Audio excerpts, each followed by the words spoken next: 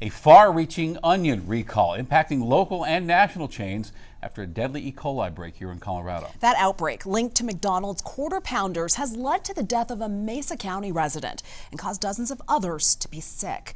And now here come the lawsuits. At least 2 have been filed on behalf of people who ate at McDonald's. One for Greeley resident Eric Stelly and another for a Nebraska resident. The attorney for both speaking to Denver 7 today. They're still trying to recover from the effects of what happened to them. The consumer's placing this enormous amount of trust in the restaurant. McDonald's clearly breached that trust, and it's going to take a long time to get it back.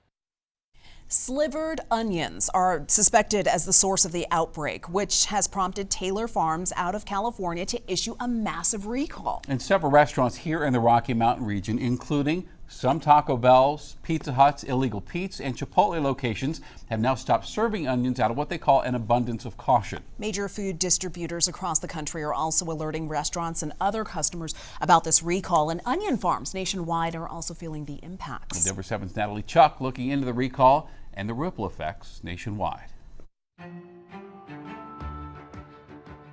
Right now, when you think about this E. coli outbreak, you probably think about McDonald's and that Quarter Pounder. What you might not know is that the farm that is now recalling their raw onions as a result of this outbreak, Taylor Farms, they sell salad kits just like this in places like King Soopers, easily accessible to everybody. So we wanted to find out exactly how many recalls this company has been at the center of.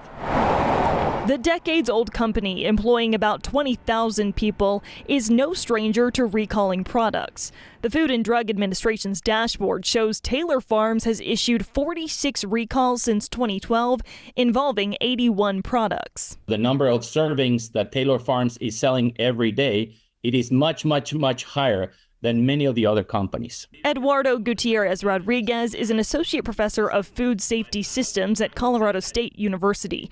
He says the number of recalls needs some context. For example, Dole, touting itself as the global leader in fresh produce, employs more than 38,000 people. Dole has recalled products on 32 occasions in the same time frame, but with far more individual products recalled.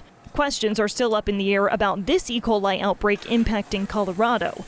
The FDA is still working to confirm if the onions or the beef patties are to blame. Is there something that's going on where these ingredients are coming up against other ingredients, containers, it could be animals, it could be the shipment process. Steve Simsky is also a professor at CSU, but focuses on supply chains. Taylor Farms offers a lot of chopped produce like the slivered onions in question. That means another step in the distribution process. So what you've done here is actually potentially increase the surface area that is exposed to. So yes, there is a potential there for a greater vulnerability to environmentally born E. coli. For Denver 7 Investigates, I'm Natalie Chuck.